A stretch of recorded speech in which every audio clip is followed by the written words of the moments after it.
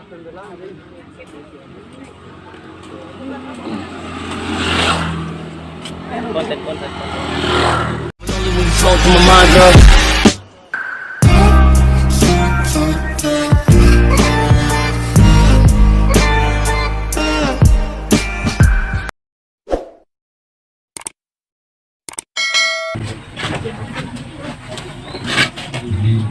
Saya lihat ini kita orang Katolik ini sebenarnya kita punya kekuatan itu di tanda salib, tapi justru kekuatan ini seringkali kita tidak pakai.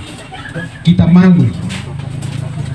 Bagaimana dia makan di rumah makan di Atambua karena pemilik warung itu atau rumah makan itu orang Islam, maka begitu dia ambil habis makanan dia langsung sikat tanpa buat tanda salib. Maka orang katakan begini, kita punya daerah yang mayoritas Katolik saja, kita sudah jadi penakut seperti itu, apalagi di tempat lain di mana kita minoritas, kita kecil, kita jauh lebih takut. Pada kalian orang muda itu ada potensi-potensi, ada kekuatan-kekuatan, ada potensi, ada kekuatan. Maka sebenarnya kalian ini yang pertama, jangan takut. Jangan takut. Kita hanya takut kepada Tuhan, tetapi jangan takut kepada manusia. Kita harus takut kepada Tuhan. Lalu bukti bahwa kita ini takut kepada Tuhan itu adalah kita berdoa. Jadi orang yang berdoa itu adalah orang yang takut kepada Tuhan. Kalau orang yang tidak pernah berdoa itu orang yang tidak takut kepada Tuhan. Kita semua ini harus takut kepada Tuhan. Maka kita berdoa supaya Tuhan selalu bantu kita, Tuhan selalu beri kita kekuatan, ketabahan, perlindungan, penyertaan. Baik, ini orang muda Katolik yang terkasih. Jadi itu beberapa hal, beberapa pikiran lepas yang saya sampaikan sehubungan dengan tema Pro Ecclesia et Patria, ini gereja dan tanah air. Berdoa adalah berdoalah dan bekerja. Ini gereja dan tanah air, berdoalah dan bekerja. Jadi kita harus selalu ingat bahwa kita ini 100% anggota gereja, 100% warga negara Indonesia. Maka kita harus terlibat di dalam kegiatan-kegiatan gereja, lalu terlibat di dalam kegiatan-kegiatan pemerintah atau kegiatan masyarakat. Itu kewajiban kita. Itu kewajiban kita sebagai anggota gereja, kewajiban kita sebagai anggota masyarakat atau warga negara Indonesia. Jadi jangan lupa. Saya kadang-kadang itu punya satu permenungan sederhana. Orang tidak boleh berbicara tentang kita, teristimewa kita yang orang muda ini. Orang tidak boleh bicara tentang kita karena hal-hal yang tidak baik. Orang harus bicara tentang kita karena hal-hal yang baik yang kita tunjukkan dalam kehidupan. Maka tadi pagi kita dengar itu dalam surat Santo Paulus kepada jemaat di Tesalonika bab 1 ayat 1 sampai dengan 16 tentang berdoa dan bekerja. Di situ dikatakan, janganlah jemur-jemur berbuat yang baik. Jangan bosan-bosan berbuat yang baik dalam hidup. Lalu saya belum lagi ini selalu saya ulang apa yang dikatakan oleh Paus Fransiskus. Beliau katakan begini, tidak baik kalau tidak berbuat baik. OMK tidak baik kalau tidak berbuat baik. Jadi yang paling baik itu adalah selalu berbuat baik. Tidak baik kalau tidak berbuat baik. Jadi beliau mengungkapkan ini dalam ensikliknya yang berjudul Fratelli Tutti, persaudaraan sosial, Fratelli Tutti. Lalu lebih lanjut beliau katakan begini, mujizat kebaikan hati itu bagaikan bintang yang terbit di tengah kegelapan dunia. Rupanya beliau melihat bahwa dunia ini makin hari makin gelap. Itu juga karena akibat dari berbagai teknologi, kemajuan teknologi termasuk teknologi digital. Ada banyak hal yang tidak baik selalu muncul untuk merongrong kehidupan kita, merongrong iman kita. Maka kita semua ini perlu berusaha untuk selalu berbuat baik. Jadi mukjizat kebaikan hati itu bagaikan bintang yang terbit di tengah kegelapan dunia. Lalu hal terakhir yang saya mau sampaikan, Anda dan saya sejak kita lahir, Tuhan Allah menanamkan dalam diri kita apa yang disebut suara hati atau suara batin atau hati nurani. Dalam hati setiap kita ini ada satu suara yang selalu berbicara, lakukan yang baik, jauhkan yang tidak baik. Kalau kita melakukan yang baik, kita merasa senang, gembira, bahagia, tenang, aman, tentram.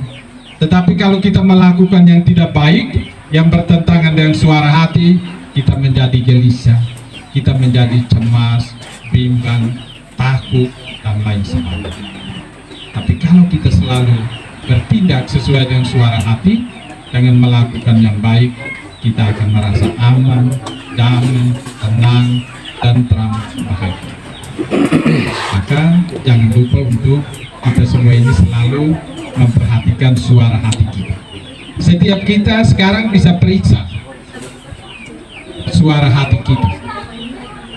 Suara hati kita itu tajam atau tumpul. Kalau tajam, maka dia peka. Dia tahu mana yang baik yang harus dia lakukan. Lalu kalau tumpul, berarti dia tidak peka. Dia tidak tahu membedakan yang baik dan yang tidak baik. Bahkan yang baik dia tidak lakukan, yang tidak baik yang dia lakukan. Itu karena tumpul. Lalu untuk sebagai batu asa untuk mengasah suara hati, itu 3 hal. Yang pertama itu doa. Kita harus berdoa supaya suara hati kita itu tetap tajam.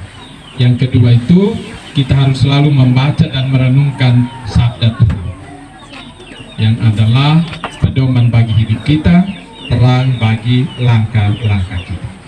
Lalu yang ketiga itu kita harus semangat untuk merayakan Ekaristiatul Misa. Itu 3 batu asa untuk mengasah suara hati supaya tetap tajam, tetap peka, mampu untuk membedakan mana yang baik yang harus dilakukan, mana yang tidak baik yang harus dijauhkan, yang harus disingkirkan. Itu beberapa hal yang saya sampaikan, mudah-mudahan bermanfaat. Ini saya sampaikan tidak secara sistematis, tapi saya sampaikan itu lewat sentilan-sentilan.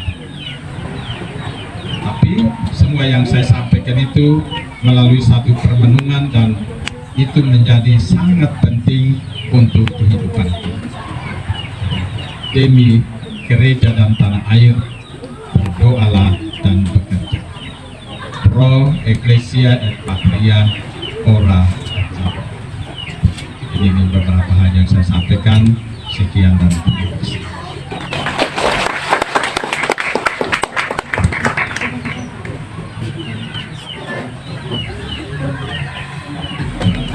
Terima kasih kepada Bapak Roma yang sudah memaparkan materi kebaikan kita pada hari ini.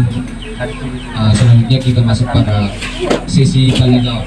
Jadi pada sesi tanya jawab ini saya selaku moderator hanya membuka satu sesi yang terdiri dari 2 orang penanya, dan untuk teman-teman dari kelompok Toilus dan Tata Doni tidak lagi, kita berikan kesempatan kepada teman-teman dari kelompok lain.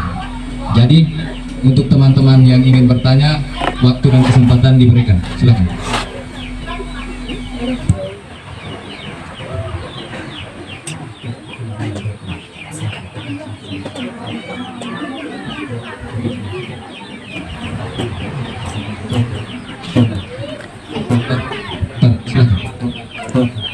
Perkenalkan diri dari kelompok mana? Selamat pagi semua. Terima kasih atas kesempatan yang diberikan kepada saya. Sebelumnya kami perkenalkan diri, nama saya Yolanda. Saya dari kelompok 8. Pertanyaan saya,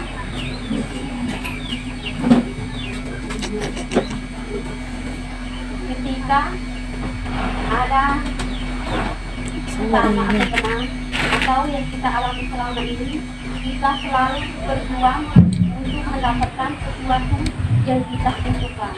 Tetapi pada saat itu kita melupakan Tuhan atau kita lupa berdoa. Terus apa yang sangat dibutuhkan untuk memperoleh sesuatu bagi kita? Jadi saya memperjelas pertanyaan dari Tata yang menangis dari kelompok 8. Jadi mungkin intinya begini, apa yang harus kita lakukan pada saat kita sudah sibuk dengan kesibukan kita.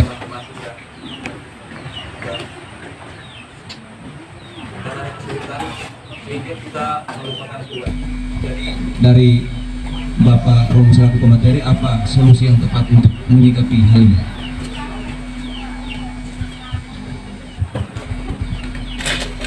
Saya mencoba untuk sampaikan secara sederhana.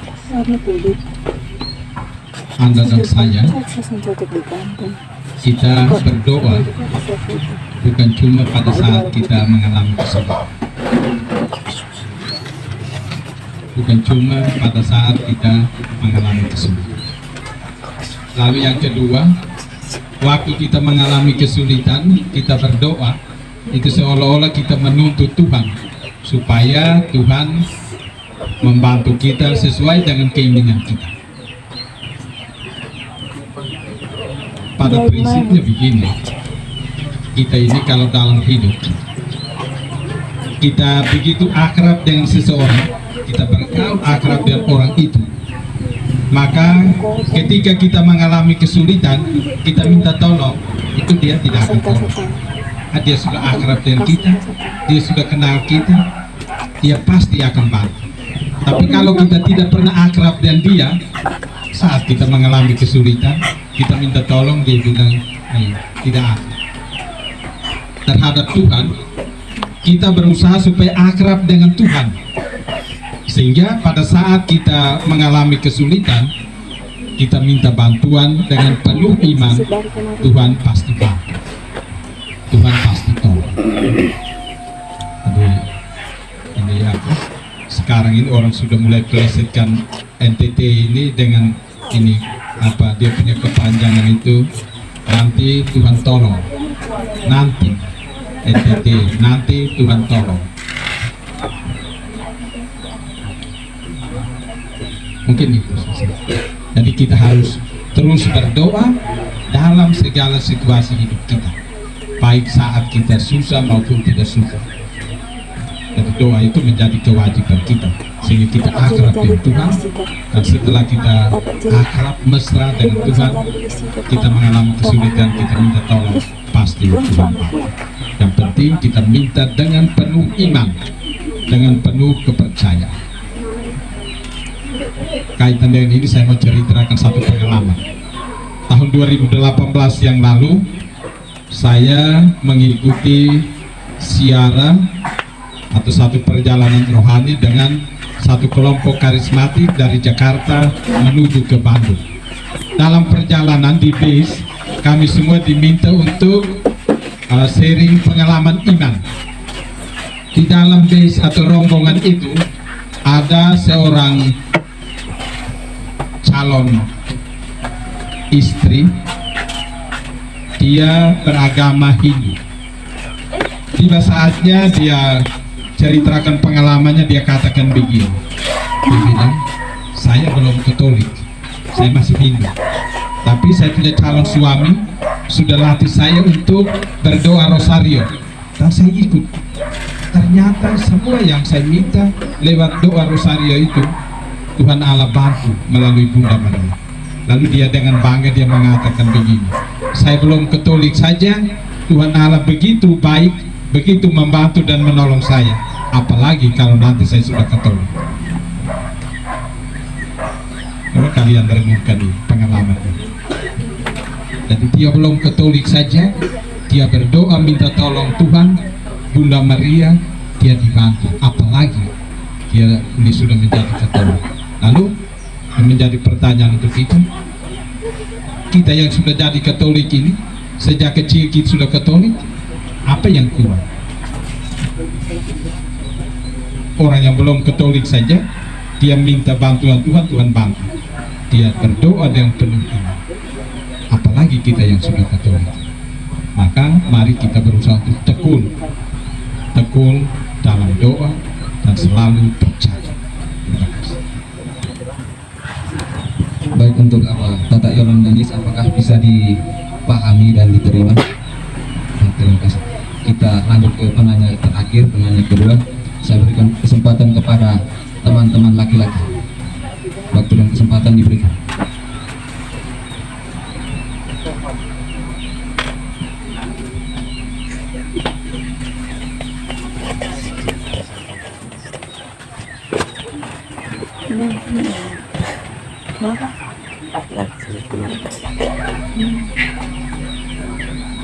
Ini siapa ini yang sampai Katolik ini?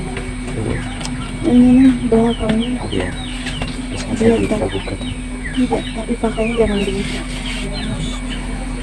Biar apa ya? Baik, kalau tidak ada dari teman-teman laki-laki, dari siapa saja? Oh, dari Tok Ustin, dipersilahkan.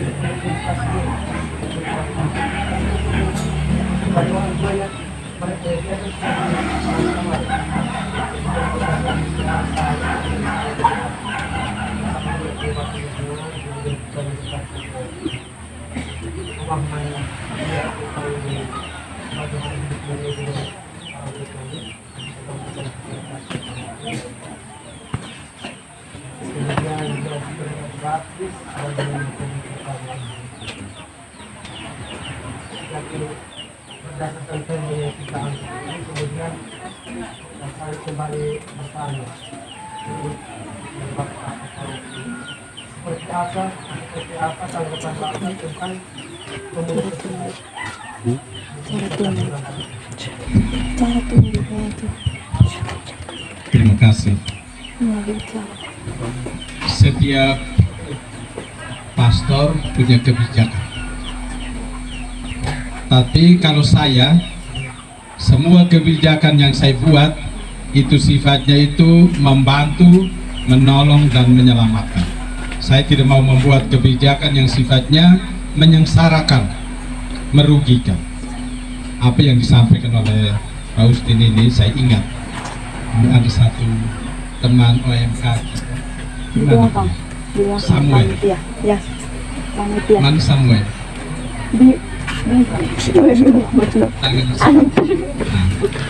Itu sesuatu yang sangat menarik, bahwa kita dalam persaudaraan itu kita bangun itu dengan semua orang, bukan cuma dengan orang yang Katolik saja, karena kita bilang kita OMK jadi kita hanya mau bergaul dengan yang Katolik, dengan semua orang.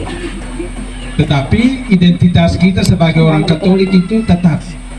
Lalu kesaksian hidup kita nanti akan membantu orang lain yang melihat dan mereka bisa tergerak untuk bergabung dengan kita menjadi Katolik. Saya gembira sekali ketika ini disampaikan kepada saya tentang itu si Samuel yang tanggal 26 Desember yang lalu itu dia dipermandikan, lalu menerima komunion pertama. Dia anggota OMK. Jadi apa yang disampaikan oleh Pak Ustin ini untuk membantu kita supaya dalam persaudaraan dengan sesama kita orang muda, kita tetap menunjukkan identitas kekatolikan kita lewat kesaksian hidup kita. Kalau kita beri kesaksian yang baik, pasti orang lain tertarik, orang lain senang dan bisa bergabung. Saya cerita pengalaman saya ketika bertugas di Kalimantan 14 tahun, dari tahun 93 sampai dengan 2007 saya bertugas sebagai pastor di Paroki Santo Lukas Apokayan, perbatasan dengan Malaysia. Pengalaman tahan. Kepada orang-orang muda saya katakan begini, orang juga harus mencintai agama. Yuk, lu orang ajak foto sama. Tadi kalau Dan itu sangat menarik. Apalagi waktu itu saya katakan, ya kalau siapa yang tarik laki-laki masuk Katolik, saya waktu pernikahannya saya tanggung gula 1 karung. 1 karung gula itu di perbatasan itu hampir 4 juta. Oh, itu mereka makin semangat. Dan itu banyak yang saya dapat vitamin C. dengan ungkapan sederhana sekali. Kalau orang mencintai kamu, mencintai agamamu. Sorry baru satu. Jadi terhadap kalian juga saya sampaikan ini. Kalau orang mencintai kamu, berarti orang mencintai agamamu juga. Bukan dia mencintai kamu lalu dia bilang kamu ikut saya.